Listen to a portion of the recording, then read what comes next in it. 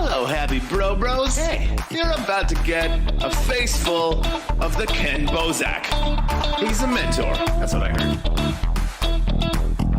He's a connector. Oh, yeah. He's a brilliant leader. I've seen it. He's Kenn Bosak. Oh, happy bro. You gotta get some Bitcoin and hold it. Happy bros. You gotta get those NFTs and you gotta hodl that stuff. You gotta hodl it. 'Cause I'm Kenn bro. We got your Bitcoin, bro. He's an original. Buy some NFTs and hold them. How many times does he have to tell you? Going to the moon. We're going to the moon. We're going to the moon. We're going to the moon. Going to the moon. We're going to the moon. We're gonna get real high. We're gonna get real high. We're gonna get real high. We're gonna get real high. Yeah, we're going to the moon. We're going to the moon. Bro, we're going to the moon. Oh yeah, we're going to the moon. We're gonna get real high. Real high. Yep. Real high. Hello, happy bros. Come get some Kenn Bosak.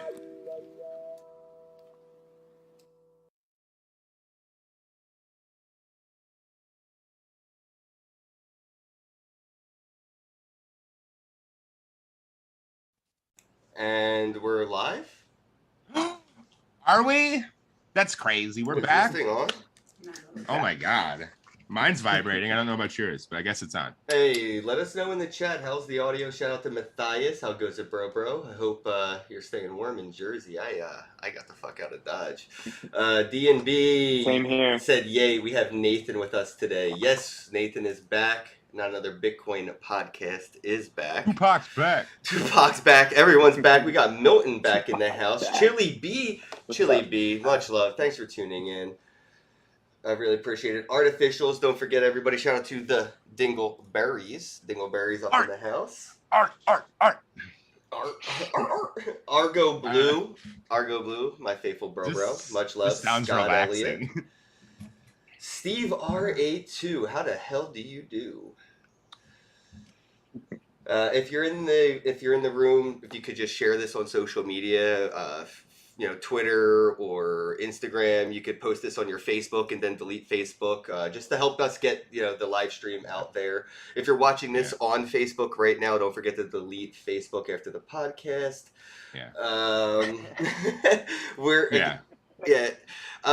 We're back. It's been a while. I'm in a new dwelling. I moved to Miami. I think I did the right thing and sold at the top and bought a house at the bottom of the real estate market. Like, dead ass, dude. I think I pulled it off.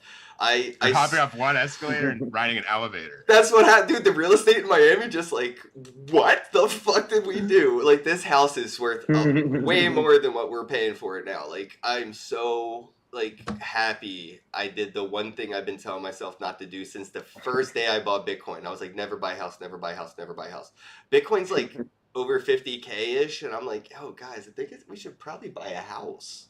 Houses are NFTs. Houses and properties are NFTs. It cannot be reproduced, not to every detail. So I thank the metaverse, man. I feel like a lot of millennial investors are going to learn a lot about real estate from the metaverse. We didn't have fucking Call of Duty. Monopoly didn't do what it needed to do, teaching gamifying real estate and property management. But Meta You know, and with Facebook turning into Meta or Decentraland, and all these, you know, virtual environments are definitely educating us through gamification on how to properly manage real physical real estate. So anyway, thanks everybody for joining. If you're watching, say something, I'll shout you out. We posted a link to a bubblegum NFT in the chat earlier, so if you were watching early, the early bro gets the NFT. It was a $100 bubblegum machine. It spits out these acorns, so you get NFTs all the time. You can pick them up at bubblegumnft.com. Bundy, I know you're in the chat. Artificials, if you want to post links for more information, let people know. And if you scan the QR code on the bottom right of the screen, you can get free NFTs throughout the entire podcast. So as you're watching, you'll see images changing on the bottom right. Those are free NFTs for first come, first serve. So, you know, you can get an NFT while listening to us talk about them. Nathan, it's been a while, you know, since we've gotten to chat, and you know, we're getting back on the air, and it's been a while since Milton's been on the show, almost like a year now, bro. I remember when you were on, we were both like, who knows where this is going to go right now? And it only took a year to get to, well, now we know. So I guess Nathan, if you want to catch people up on a little bit about what you're doing, and maybe just like introduce yourself to Milton as well, you know? Okay, well, so I've been doing a lot of things, but also not much at the same time. I'm sure it sounds very confusing. I'm sure it sounds confusing, but we're all smoke and mirrors here at the end of the day. This is crypto. So we're allowed to be confusing. Anyway, I digress. What I've been up to is working a lot with Legend and Yoshi Drops and that whole thing that's going on over there. It's like a very magnificent project. It's getting a lot of traction behind the scenes. So a lot of work is what that means.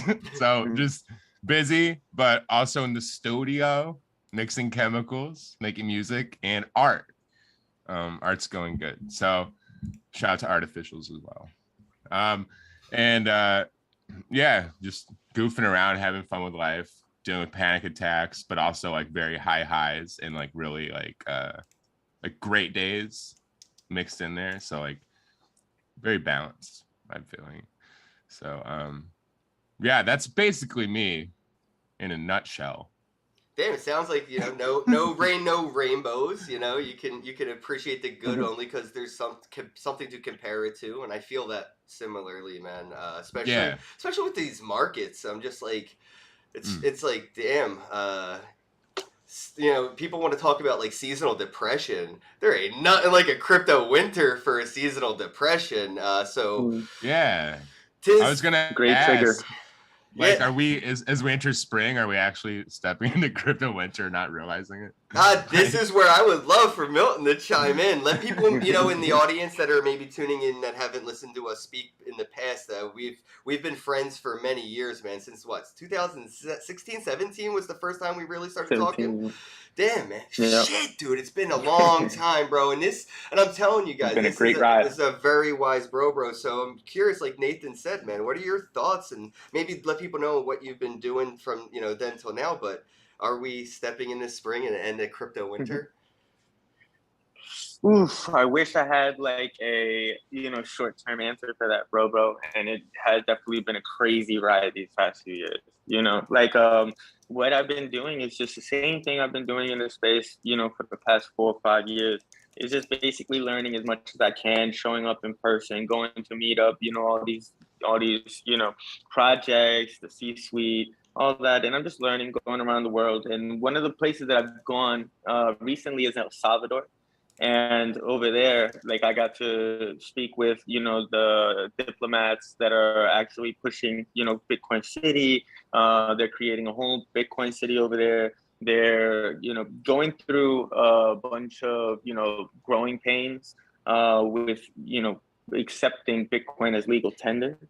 And so, yeah, it's really interesting to see all these places like Dubai. I'm going to Colombia this week to go check out what's going on over there. Going to be talking to a bunch of people, diplomats, politicians and stuff, so that they can legalize Bitcoin as legal tender over there. And it's getting a lot of attention. Like El Salvador, you know, it broke that news about making Bitcoin legal tender. and yeah, they're sending it to basically changing the country's slogan to buy the fucking dip. Like that's their whole Yep. ethos since they got into Bitcoin. They are the proudest people of dip buyers. Like that is the loudest dip buying area of the world, you know, and I fucking love it. Their government buys the dip, the people buy the dip, like the businesses invest in the dip. It's crazy. Like this, a lot of like a lot of the things that are going on in El Salvador are just basically creating the template for other countries to follow suit, you know, to do the same, in especially in Latin America. There's a lot of countries that are very interested in, you know, like Bitcoin and cryptocurrencies and seeing how their countries can benefit from investing into these things and taking them more seriously and educating the public about them. In El Salvador right now, they're working on a big educational program to educate their citizens. They went from only, like, let's say, having, just for an example, don't like hassle me for the like actual numbers, but let's say there's 1 million people, right, that were banked last 2 years ago in El Salvador, right? But now that Bitcoin is now legal tender, now there's 3 million people that are registered with the app, with the wallet that they have, and their wallet is sort of like Cash App. So you can pay in regular cash in US dollars. I heard something or you can interesting use from Bitcoin. somebody.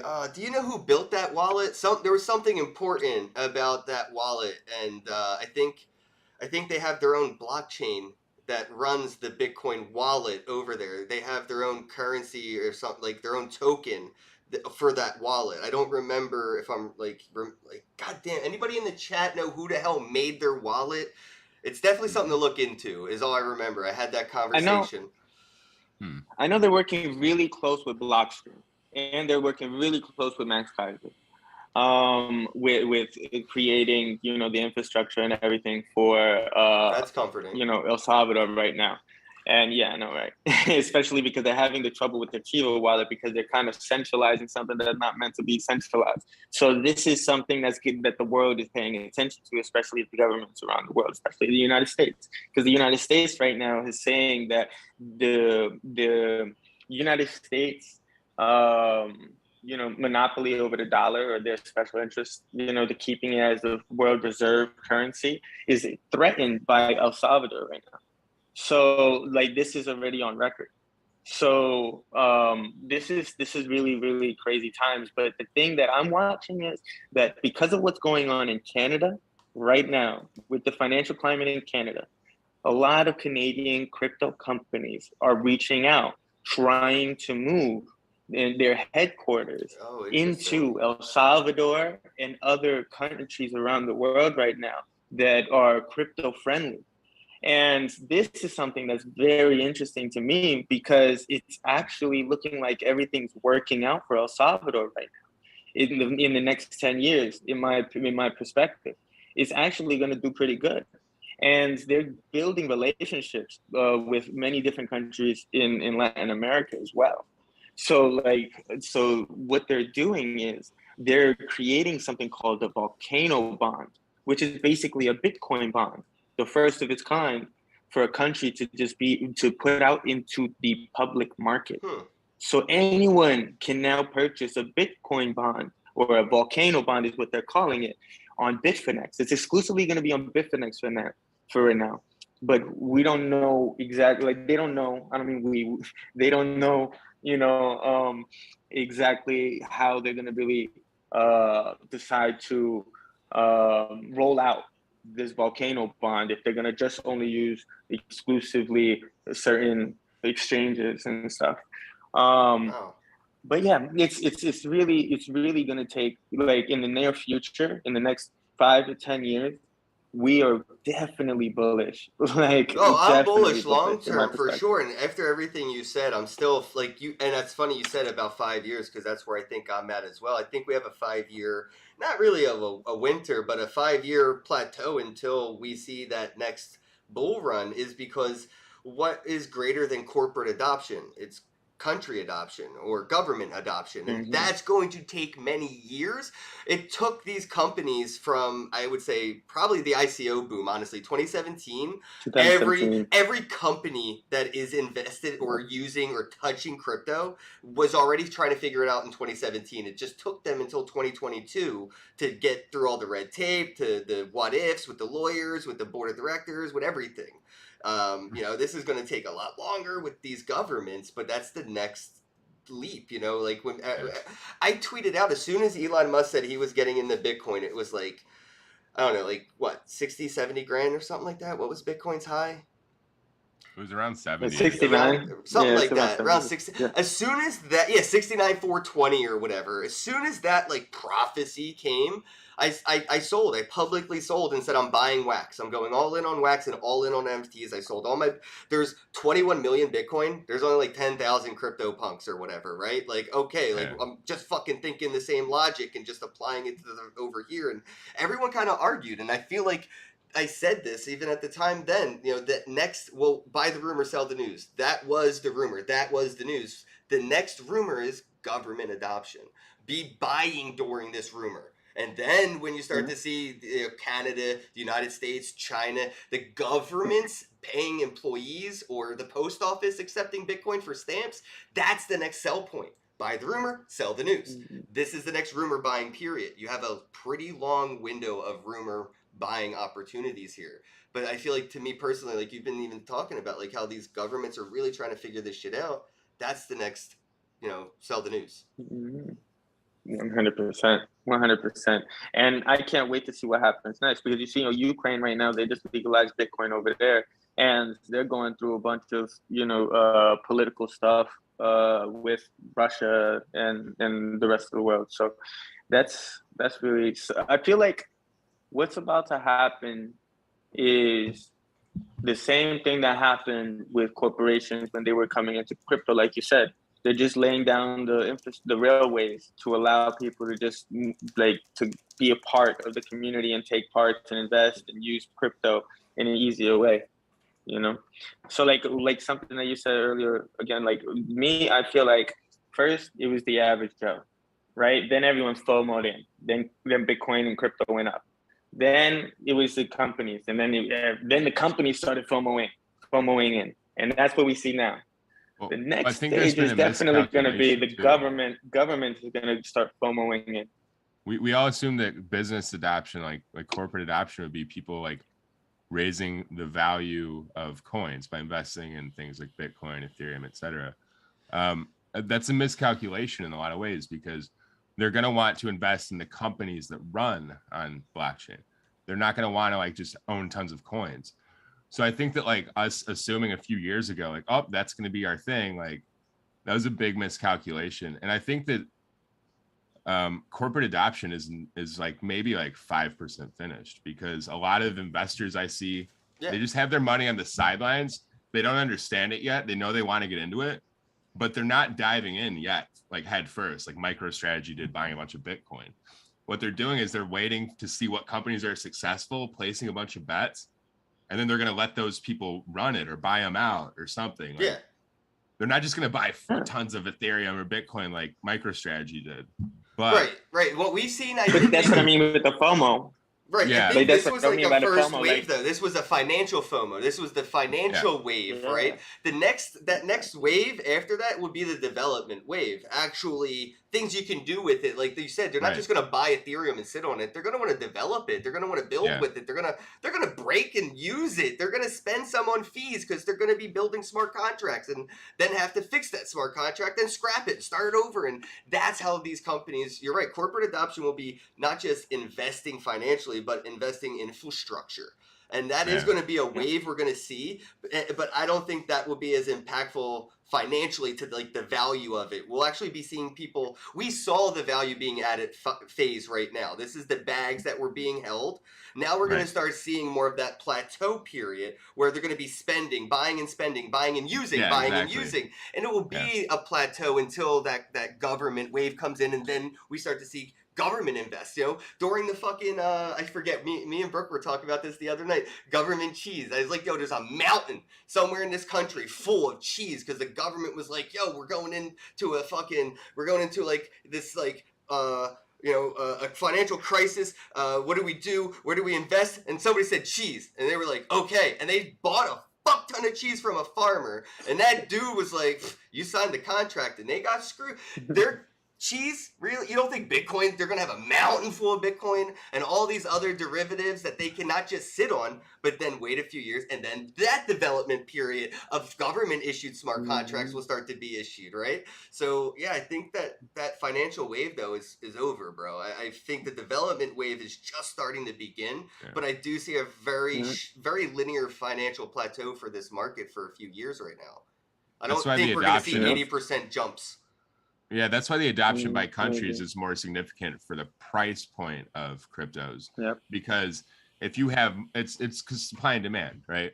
Like if you have massive amounts of people doing transactions and also investing and blah, blah, blah, like there's 21 million, actually way less because people, lose it. Oh yeah, chat, correct me if I'm wrong, but 80% of Bitcoin wasn't even moved in a year. Like 80% of supplied Bitcoin. The address is holding. Like there's a lot of it's a very small amount of circulating supply of Bitcoin that's actually in use. Yeah. So I just say that to say that like I don't think people should expect a huge price impact from corporate adoption in the first place. They just want the technology that this stuff runs on. But as we see societies and different cultures start to use these things as legal tender, that's when we can expect our big jumps again. Yep. But then they're going to have problems with scalability and people not being able to like afford to do things again, which we saw during the last like big jump. So, but it's good that it's going to take time. It's giving people a lot of time to work out the problems that we just experienced in this last spike. So it's kind of a good thing. Yeah. And we see that every time. Yeah. And we see that every time, like we see that every single time that it's like, like there's that nice little jump. It's the same thing every time. PC Boy says executives don't have to report 5% or less of their spending, so they are buying they're buying a little at a time. And I agree. I actually said this for years that the board of directors are going to be investing into things before they agree that the company should use its money to invest in it, so they could use the company's money to inflate their personal previous investments. Government employees and government servants, the politicians that we have, they were the farthest from this experience that we've all gotten to participate in with cryptocurrency. They weren't even allowed to talk about it, think about it. Their kids weren't allowed to mention it to them at the goddamn dinner table because they were in a position of government, and this was Bitcoin. They weren't even allowed to talk about it at the dinner table. It was incriminating, right? So now they can finally talk about this shit to each other. They can finally, as government employees and as government servants, actually investing in this currency. That's the next phase, right? Then they post these bills and agree that Bitcoin's this or whatever coins they've invested in or that, and they use the government money to pump their bags, right? We've seen it happen corporately. We're going to see it happen governmentally. And I think PC Boy's onto it with that 5% or less. They were doing a lot more than that. They were doing a lot more than that, but they were using that as an excuse that, that's something that, these people were allowed to do without reporting it. And yeah, I think that's a real key fact to look at is, look what, JP Morgan said about Bitcoin for years and what Jamie Dimon did personally for years, and where are they at today? You know what I'm saying? So there's always a narrative being driven by the company, and then the individuals have their agenda. And that's the government, and you know what I mean? Yeah, so exactly. They'll dollar cost average it over the course of the next decade. They're doing it with millions. They don't give a shit. Yeah, they're not like in a rush. So it's like, I think that for situations like that, they view these downtimes as positive things, just time for accumulation, And like you see Warren Buffett. You see what Warren Buffett's doing, buying up crypto-friendly banks. So he's getting ready. We're going to see a lot of that. People that don't trust it see its profitability still. So they're going to find things that they do trust to interact with it in ways where they can actually protect their own ass. and that's how they're going to invest in it. This is a great segue. We're about at the half-hour mark, and I wanted to kind of jump topics real quick, and I wanted to do it into DAOs. And that was a perfect fucking segue, Nathan. And yeah, so I think a lot of companies that have been playing with crypto are going to DAO out. And I've been saying this for so long, and we're starting to see a lot of them experimenting with the concepts. And boy, do I hope Elon Musk figures it out first. Like, I would love to be able to participate in like a SpaceX DAO to vote on like how many satellites go up and for what, like whatever. I just want to see what it would look like. And I think like SpaceX could probably become a DAO, and Elon Musk would be able to handle it somehow. But I'm curious, where are you guys at with like these corporate DAOs and companies basically DAOing out, and like where do you think this could go? Good pros, cons? Well, I guess I can just go first because I've just got it on the tip of my tongue. I think there's a lot of pros and cons, obviously. One of the first pros that comes to my mind is that we get to kind of decentralize these structures, right? Like make them a little bit more fair, less likely to steal and drain value from customers and things like that. But I think that they're my downside is that I think they'll probably only DAO up portions of it that they deem kind of like where it's useful to them. I don't think that they want certain decisions being made, you know. So just like keep it on the supply chain. We don't need it at the payroll. I think that there's going to be things like that, or like maybe payroll, but not for executives, or like weird things. Like I think that there's going to be a lot of stuff that we're still just not going to be happy. Like human resources probably shouldn't be a DAO. That's a good example. Could you guys imagine if human resources was a DAO? Yeah, we need like a little bit of like human like tact and understanding for certain situations. And then at the highest level, government, like that's an experiment that should start in some of like the smallest towns and try to kind of figure it out on that local level first, because if that turns into a failed experiment on like a national, like a governmental level rather, like that could ruin everything for everybody. Or it could be the best thing to ever happen. But I think it could be the greatest thing in history and human achievement if we test it on like a small local government first and just figure it out in a bunch of different use cases or test cases. It's a tricky thing to hand that over, but I don't think people I think people want to hand over the illusion of control without actually losing any of the control. I don't think it's control. I think it's the accountability. You know, if these companies start to DAO out and they get caught using whatever plastics that are bad for the environment, right? They don't get cancel cultured anymore because who are you gonna cancel? The culture that used the product is gonna cancel themselves because they are the DAO that voted on using that in the supply chain. So I think it's like a really good way to offload responsibility and still have all of the control, but none of the repercussions. And that's a positive. Because it would be like the Spider-Man meme, right? Like if you are a part of the DAO that you don't like agree with anymore and isn't like working out, and something happens and you want to be like cancel that company. We found out they used slave work. They used slave work back in the day, and that's how they got to where they're at today. And you've been a DAO for now 10 years. This is into the future, and you want to. It's like the Spider-Man meme. They're going to put you in a position where you're going to be looking in the mirror and you're going to be pointing at yourself, voting you like. Gotcha, they're going to Squid Game you. They're going to Squid Game all of us because they're going to be, hey, like, you don't really want to vote this way, but you're going to, right? Like, I mean, your bags, do what you want. If you want to dump. You want the money, right? You want the big bag of money?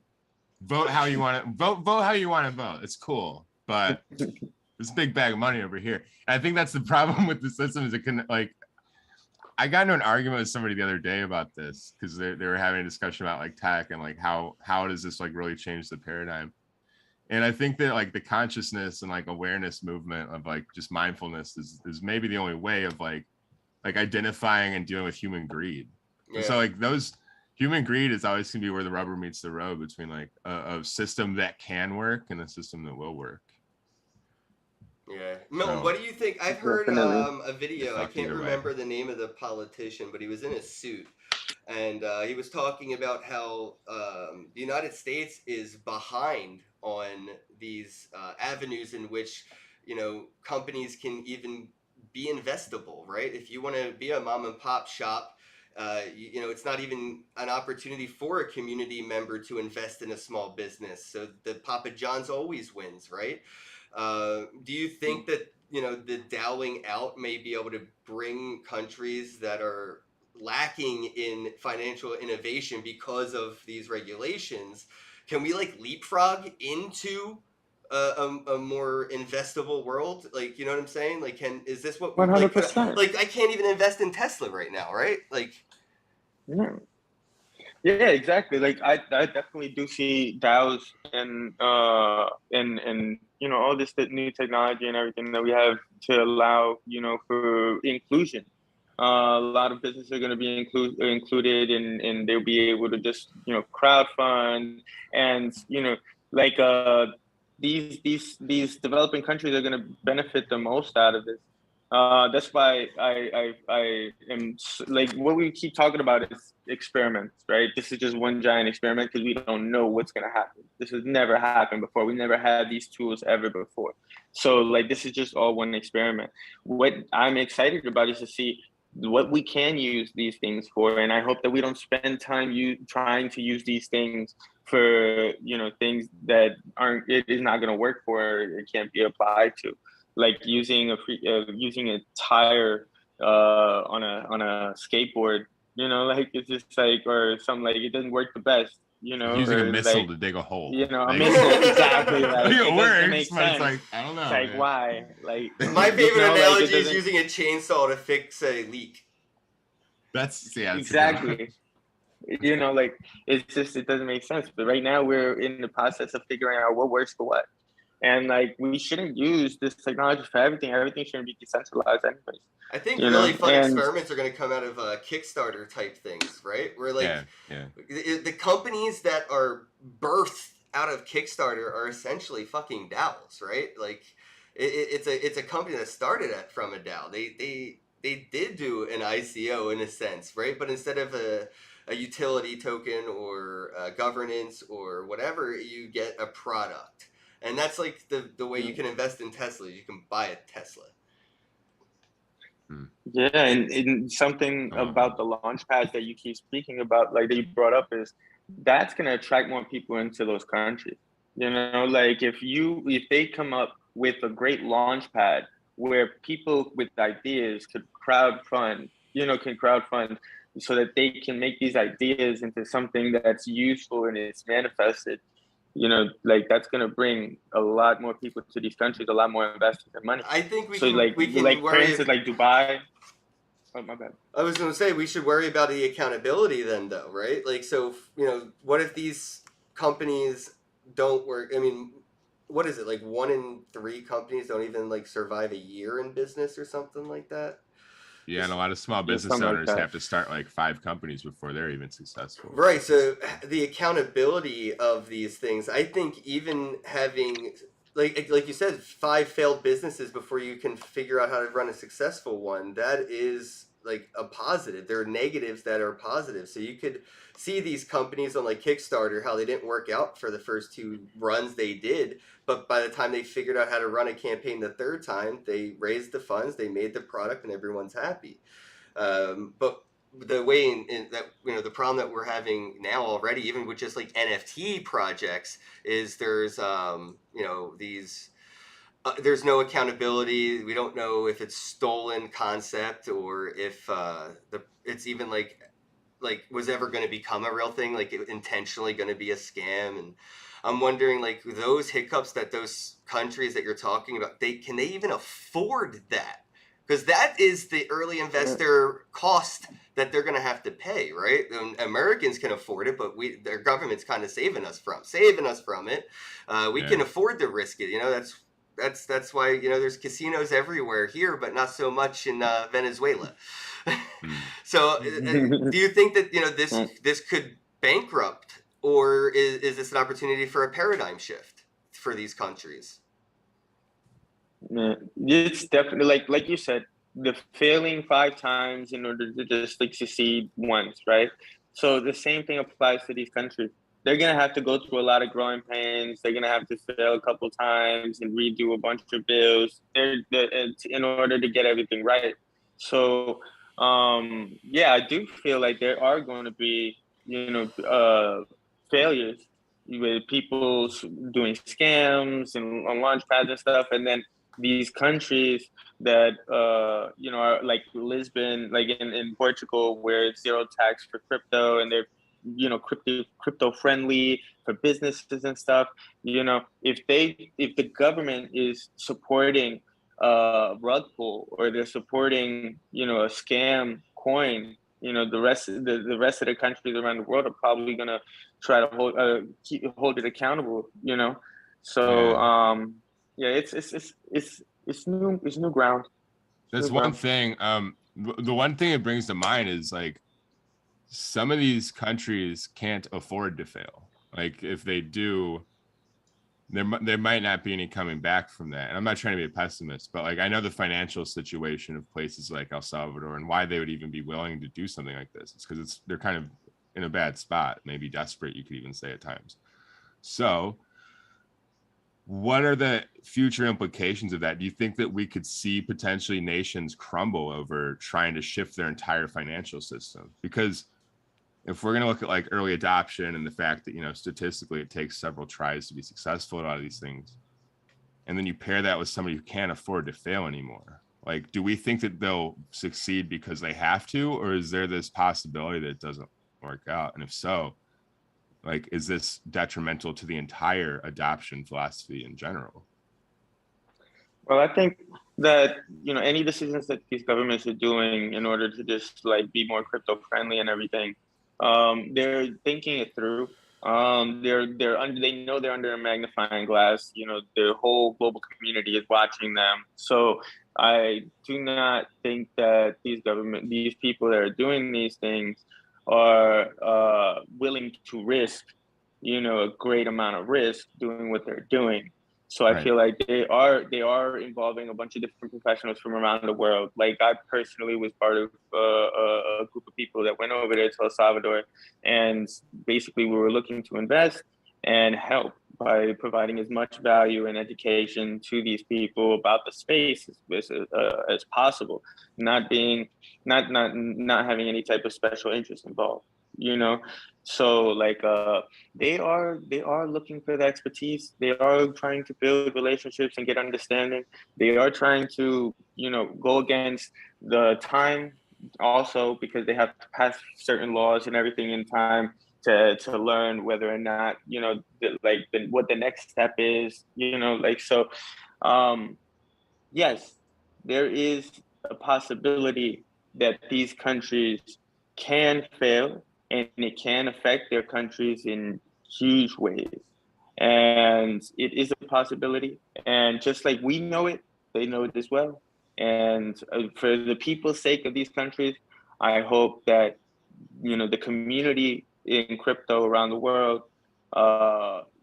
we do our part to make sure that they don't fail. So does this mean that we should be watching these wallets for stop losses? Are these countries going to do what is necessary and sell at the top, take profits, or dollar cost average their way the fuck back out so they can at least get their initial investment back and then repeat? Are they going to do the right things that investors should be doing in the space, or are they just going to be bag holders with their diamond hands? And I've seen what this can do to me. It's not always a good thing to be like, I see what happened to projects that do it. Projects that bag hold their own shitcoin because they don't want to secure a fiat at the top so they can keep the company running to then reinvest back into itself. Are we going to see Venezuela and El Salvador and these countries selling Bitcoin as much as they're buying it? Will they be participating in taking profits? That is something that I'm looking to find out myself too, because it sounds like it's needed, it's necessary in order to keep the public safe. But yeah, what would you do? What would your advice be for? Yeah, I was gonna say, what would your advice be if I was running a country and Bitcoin just went up fucking over 70% in the past 24 months. And we've been buying this whole time, and now we're starting to see a retrace, right? We just saw a 15% correction. What should I do? Should I bag hold? Should I take profits? Should I stable coin it or cash? Like, what the hell are these? What would you be doing if you were running a government that countries, like, you're not just watching a few investors' bags right now, you're watching the country's bags. Yeah, and mind you, the stable coin might lose value too because a lot of countries are experiencing like record inflation too. So it's like that's built into the mix in terms of that. So I just wanted to add that. So like me personally, like I would not put the whole country's reserves into cryptocurrency at these times, because of the volatility. What I would do as a country is dollars cost average, basically the same thing as everybody else. Don't over leverage or anything. And as a country, educating the people and, getting them to use Bitcoin, educate them in this process. And reward them for using it, give an incentive for it being used in your country, right? Gamify it. Yeah, make exactly. It so that most of the people use it. And then once whoever has the most transaction fees in a year gets a percentage off their taxes, because you're paying minor transactions, you're paying a tax. So if you're one of the highest Bitcoin transaction taxpayers, maybe your government can give you a tax break in the real world too. So now we have because you're helping adoption. Taxation. Yeah, no, that makes a lot of sense. The system would have to be created. I wonder also how it empowers like organized crime, because a lot of countries that are also like happen to have like hardcore amounts of poverty and economic issues. They have a lot of drug dealers too. Shout out to Bitcoiner Emma, Miss Team Crypto. This is like the funniest chat. They're just being awesome, and I love them. Shout out! I just wanted to shout them out. The Crazy Crypto guy, Biggs. Thank y'all for tuning in. I really appreciate the active chat right now. Y'all are pretty fun. But what do you think in the chat? Like, guys, what are your thoughts right now on the sentiment of the market? Is this the are we springing into a crypto winter, or is I don't know. Like, nice. I do see profit taking season happening, and I thought we already saw that, but. And I thought we were seeing profits being taken. I did that already. While FOMO was. I thought it was like, wow, this is perfectly well balanced right now. Early investors are taking profit. People who have been spectating are now investing, so they're coming in. It's been balanced, but now, I mean, people are cashing out. We lost like what 1.5 trillion in 24 hours in the whole crypto market. That's a lot of money. There's not that much going in a day, right? So when money out starts to leak more than money in to any fucking market, that is a sign of a winter. It is there's not much that can save that beyond government intervention, right? And crypto don't get bailed out. No bailouts. No bailouts. It was up to the early investors not to sell. And remember, we don't want one. That's what we used to talk about. Like, we don't need the help, and we want to do this on our own. This is for decentralization. This is for personal empowerment. Well, early investors to ask for a bailout, to ask for a bailout would be almost like sacrilegious at that point, especially if you're like in this from the start. So. Well, what if you got in through your TD Ameritrade or Robinhood and all these other traditional fucking things? Then you may be expecting some sort of, because that's how TD treated you or whatever. Robinhood they got your back on this, and then all of a sudden there's like nothing they can do. There's a lot of noobs that bought Doge that didn't understand that the SEC has no power here. Yeah, they're gonna be crying into their cereal, and I hate to admit that. But it's like, it is what it is. Like, that's how a lot of bad investments work. Like, we get excited, we lose personal control, and then we're like, I'm just going to go for it. And then 6 months later, we're kicking ourselves and we're having to like sacrifice things because we made a bad choice. And it's because we all want to get rich fast. None of us are willing to like really DCA and do the things that you have to do to like really make it. Yeah, if you didn't take profits already, now is not the time to stop dollar cost averaging.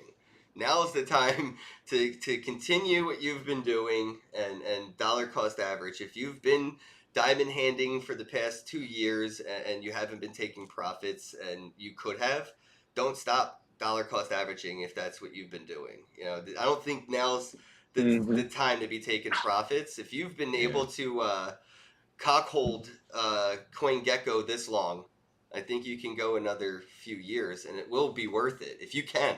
You know, unless you have to sell the house to feed the kids. I wouldn't be selling any of my bags right now. Yeah, that's what I'm saying. I guess it's like just realize where we're at. Don't be greedy right now. This is not the time to like, try to keep up with people or to try to like get rich. It's the time to kind of hunker down and make investments, work, build towards the future. Like this is kind of what a lot of us were in a sick way secretly hoping for. It was another opportunity to put our heads down, grind, and keep building this foundation that we've kind of got going. Hell yeah. Yeah, I know. I'm happy for winning.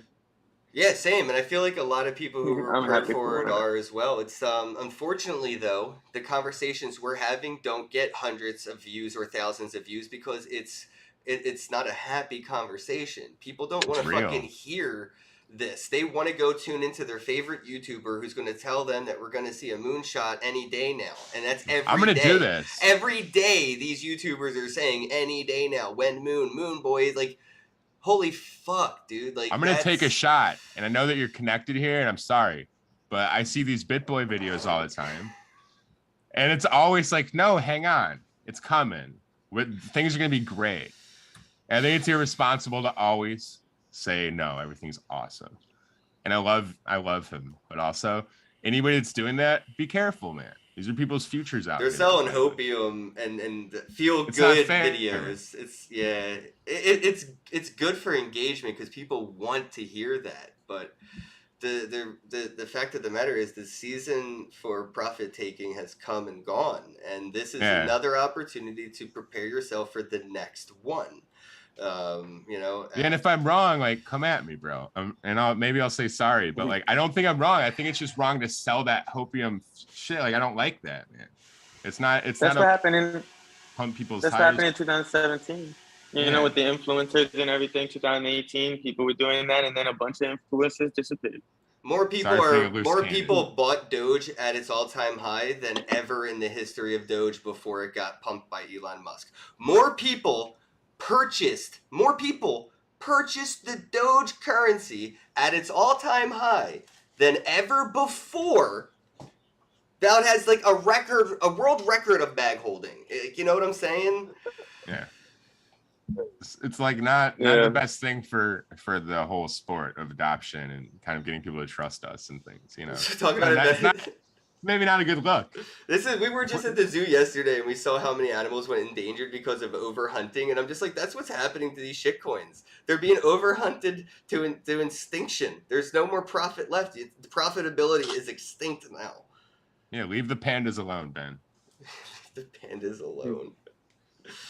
But yeah, I just want to be realistic for people that are just, waiting for that next, like, what would be, and maybe this is a good question for Milton, what would be a good indicator that maybe this isn't a winter, right? Like, what would be the news that would have to come out for this cycle to continue with, up to trillions of dollars coming into the space again?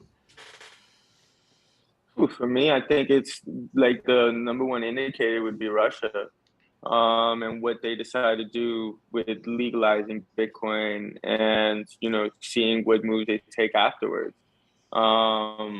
That's a big indicator for me, just because of all the talks around the world. And another indicator would be, like right now, the whole thing that's happening in Canada, like whatever these people do in response to this will help me understand, which way the market's going to go in the short term. Because it's the number one use case for Bitcoin right now, and is to be, to own your money, to be able to control it, and right now Canada is pushing everyone towards wanting, something like Bitcoin.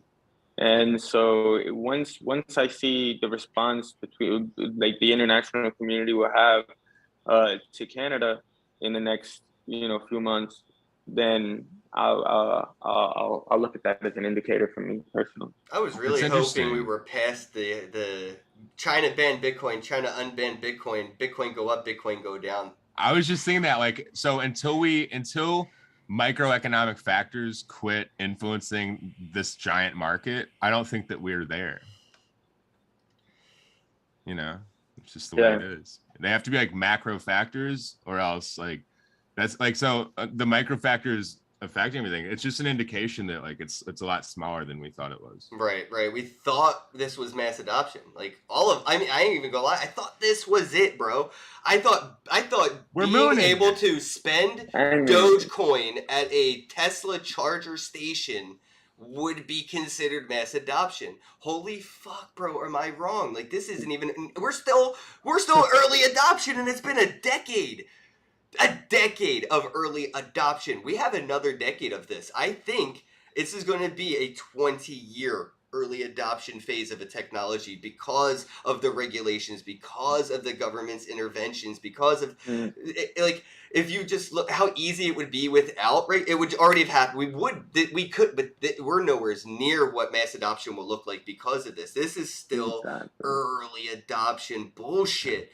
I thought the fucking Burger King NFTs was like mainstream adoption. That was it. Mass adoption. We did it. We're done. We can all go. Mainstream adoption is they just automatically come on the bag, and you can get one if you want. If not, whatever. And it's just like 7-Eleven is where you spend your Doge. Sort of like you get a free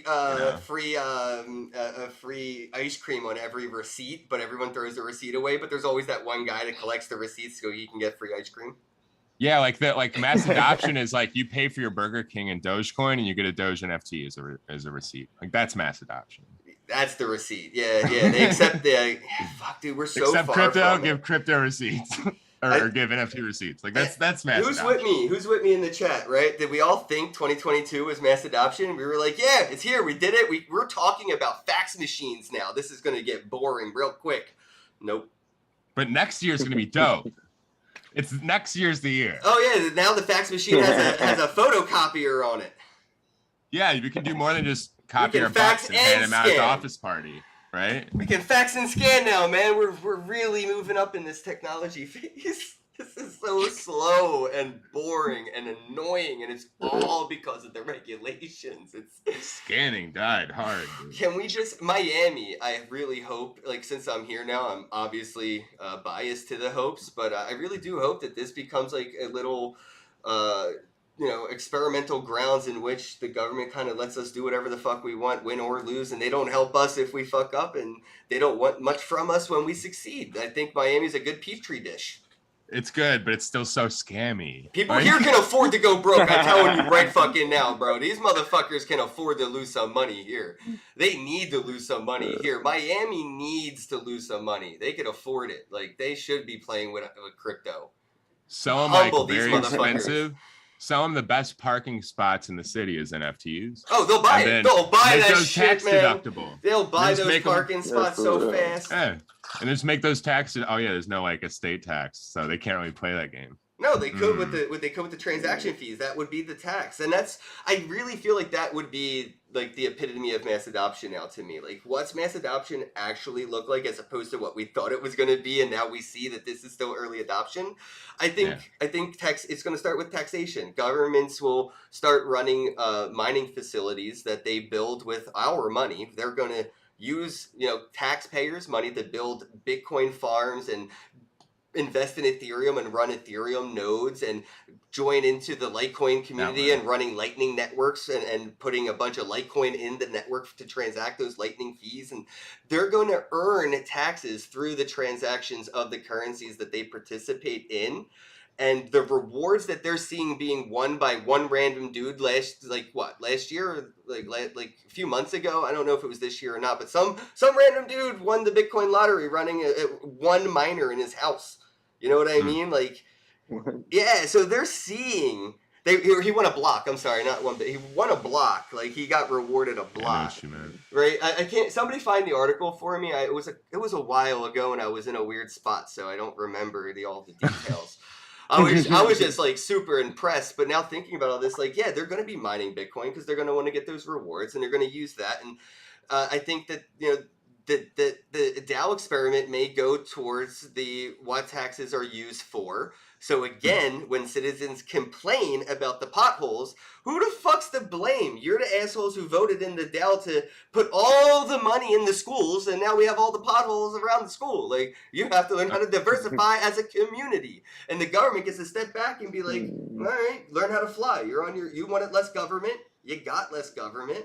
And I feel like this would be that's mass adoption, where they're getting taxes through transactions, like no longer income or capital gain. None of that shit should even ever exist. That lotteries, I think government-run lotteries will be fucking huge, because that's a voluntary tax. It is a big game that a lot of people like to play, but a lot of that money goes towards retirement homes, schools, and potholes, right? So I think government-run lotteries with crypto will be a huge thing, with probably like NFT rewards that give you, I don't know, get out of jail free cards and shit.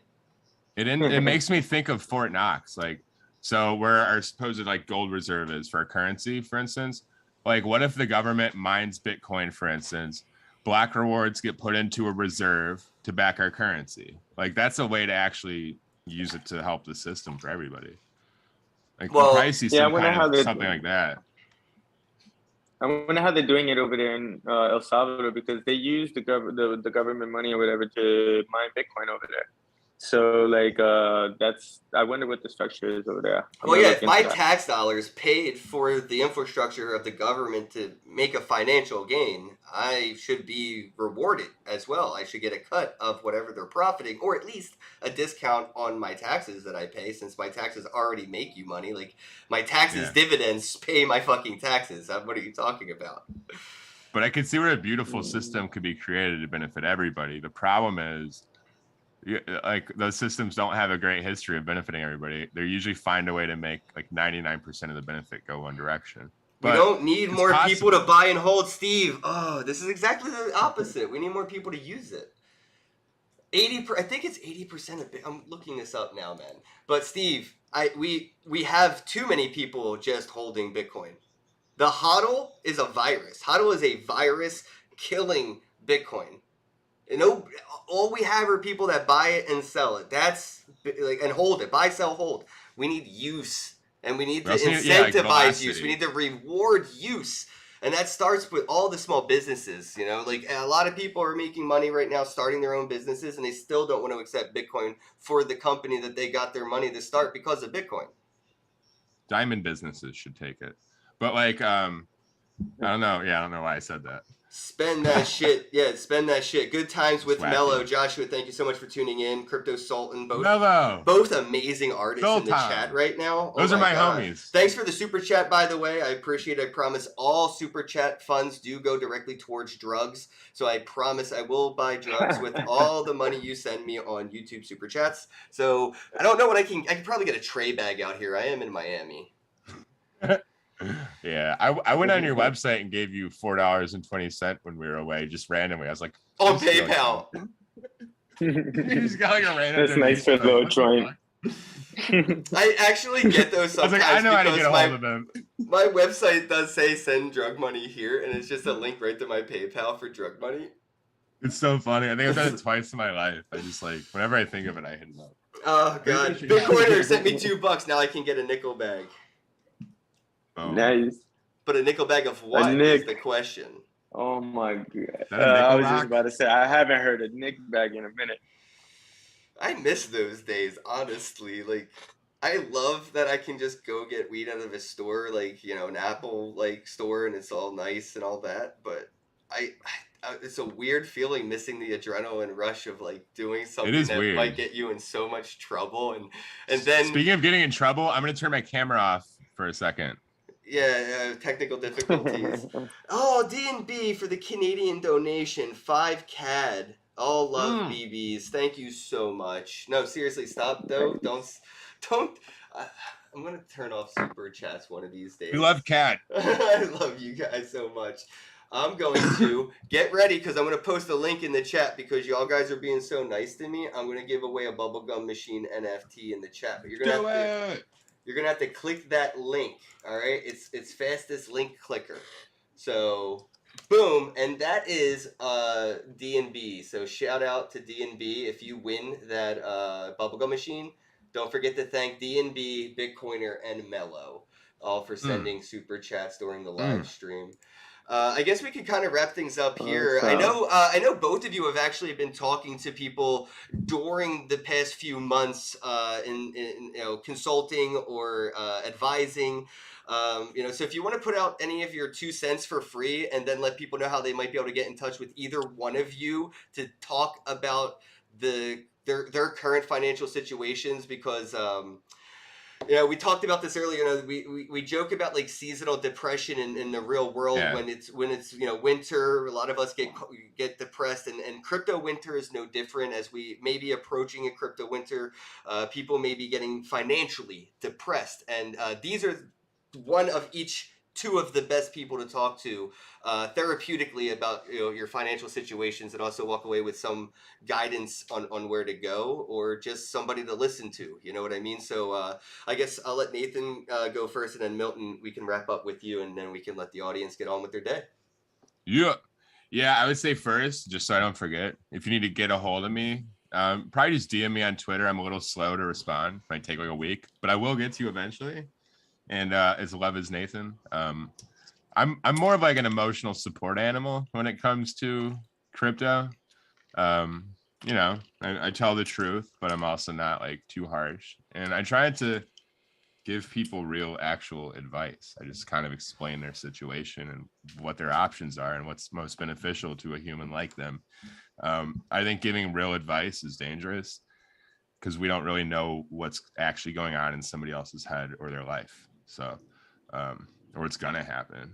But I'm good for these crypto winter times. If I've got clients that I consult with on a personal level that are they're worriers, and I'm good at kind of helping them kind of get through that stuff. So it's a service that I don't provide much in good times, but with this stuff coming up again, I've figured I've been talking to a few more people again about it. I've even had people reaching out to me. This is why I know it's an important topic of conversation to have right now. Mental health, well-being, especially during these dips. I've had a few DMs already worry me about people I care deeply about. So yeah, definitely reach out to Nathan if you're feeling his vibe, and Milton as well. Let people know how to get in touch with you. So, like, if you want to get in touch with me, just message me, DM me on Instagram at Bitcoin Changed My Life. I am always posting a bunch of stuff, lifestyle stuff, and basically the story of when I started off homeless and getting to the point that I am now. And, I've worked my ass off. I've gone through bear markets. I've gone through, a bunch of mistakes, and I'm sharing a bunch of that information on my Instagram. Just started posting a lot more content at the beginning of the year, so feel free to watch and join in, ask any questions in the comments. I always answer any comments or any DMs. Don't really DM me unless it's just something that you're going through as far as emotions, depression, and stuff like that. Anything about crypto, just comment in any of the posts and I'll answer immediately. Got you, man. I appreciate you both being there for the community, and me as well. I know I haven't really been too active. I've been trying to take care of my own wellness, and can't help others until you help yourself. You only make those who aren't well off even worse. So I had to, as Mike Salvi says, I had to put the mask on myself before I could put the mask on the person next to me, kind of a thing. I love that joke that he does. Anyway, if you don't know Mike Salvi, good analogy. Check out Haha for Hire, and if you need a good laugh, he's there for that too. Shout out to Bitcoiner and Miss Teen Crypto. Thanks for tuning in. Diggy Sandbox, how goes it? Appreciate you. Thank you for tuning in. Much love to D and B as always. Chili B Santino. Thank you for tuning in, bro. Oh, he said I'm so depressed right now. No, don't. Don't be. We got it's an this. Opportunity. Exactly, bro. Exactly. And thanks again, everybody, for the super chats. Again, gonna go try to find drugs, I guess. Appreciate all the money. Go get some street drugs. Yeah, that's like my. I kind of want to get like physical cash in my hand and figure out how to do this. Like I have to like relearn. Nostalgia. I probably would end up looking like a fucking cop trying to find drugs out here. Yeah, I think you just walk up to people with money out like this, and you're just like pointing at people like you. Are you the guy? Yeah. Just the guy? And then just somebody get a will sign either take it or they'll, weed. you know, you're probably gonna get robbed. Just get one of those signs, man. Get a sign saying "I need weed." Yeah, it's not like super illegal. You know, all right, I'll give out this tip. This is my advice to people who travel a lot. Like I started traveling for the first time thanks to Bitcoin. Otherwise, I was like a recluse and I don't really care to leave my room. And I just went to conferences. So and I smoke a lot. So when I do travel, I did learn a really quick tip, and this worked in my hometown too, in Philly when I was younger. Right, like you can't ask people for drugs when you're like underage. Like they're just not. It's just that's you never get anywhere when you're like they're not gonna help. I'm 14 and I want to get high. I don't care what the mainstream media wants you to believe. You asking them, you already got told no. But if they ask you, you're in. So I would just put like a blunt, like a Philly blunt in my ear or my hat, and I would just walk around with like a blunt sticking out of my ear. And eventually somebody's going to ask me if I need to fill it or you need something for that or what's that for? Oh, you smoke. Like it's a conversation starter. So don't ask strangers for drugs. Strangers will offer you drugs. You just have to look like an offerable person. Yeah, there's this old saying, you know, if you look like drugs, you'll get drugs. Yeah, so, yeah. Unless you're in Lisbon. Unless you're in Lisbon. If you're in Portugal and you're in Lisbon, you ain't getting nothing. Right, there's something that always happens. Like, there's these guys that look like Uber drivers, and they just look like they're lost, wandering around. Like, they could be like, and then they're just like, can you hear me? Oh, so then they basically just come out. Oh, you want hashish, weed, coke? Like I was in Portugal for 2 months or 2 weeks, and I couldn't find drugs anywhere. Dude, there's something going on over here where these guys, they go around offering weed to tourists and everything. There's like a whole gang of them, right? Nobody offers. And then anything. When they sell it to you, they sell you bay leaf. Like they sell you like bullshit drugs. Damn, dude. So like there's signs all around Lisbon saying don't buy fake drugs. If you smoke bay leaf, the devil will take your soul. Yeah, don't do that. But also that's probably why they didn't offer it. By the way, if you're listening and you don't know, everything is legal in Portugal. So the irony is it's completely legal to be like smoking weed, crack, or whatever. But nobody wants to sell it to anybody. So unless someone's going to give you a birthday present of crack, you ain't getting it. Like, it's so weird in Portugal. Like, you hear the rumors, like, hey, everything's legal. Then you show up and, like, you can't find weed. And I'm just like, I just want to smoke a joint. They see you and they assume that you already have plenty of it. Right. Nobody offered me anything. He's got weed. The same thing happened in Hong Kong. And he ain't going to share either. So you can find cocaine in Hong Kong all day. Those people love productive drugs. It just sounds so out of place. You just want to take a nap? You are the bottom of the barrel of the society. Like, oh, you're tired? You want to do something that'll make you tired, like weed? Oh, dude, you're a scum. And they're just like, want some coke, though? Yeah, not going to make it. Not going to make it if you're tired. Yeah, dude. And GMI. Yeah, anyway, I love how we always get to actually be me on this podcast towards the end. I just love it. I love that it just opens up to the realness. Again, thanks everybody for tuning in. Don't forget to share this on social media. As always, have a day. Have a day. Thank you, guys. Hello, happy motherfucking love you. Full of the Kenn Bosak. He's a mentor. That's what I heard.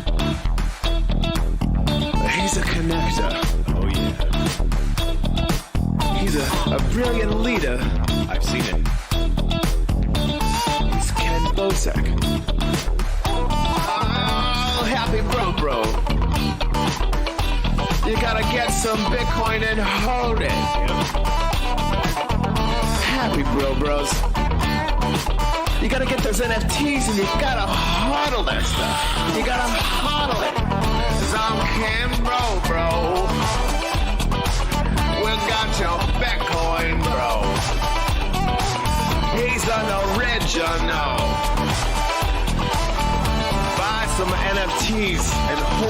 How many times does he have to tell you? Going to the moon. We're going to the moon. We're going to the moon. We're going to the moon. Going to the moon. We're going to the moon. We're gonna get real high. We're gonna get real high. We're gonna get real high. We're gonna get real high. Yeah, we're going to the moon. We're going to the moon. Bro, we're going to the moon. Oh yeah, we're going to the moon. We're gonna get real high. Real high. Real high. Hello, happy bro bros. Come get some Kenn Bosak.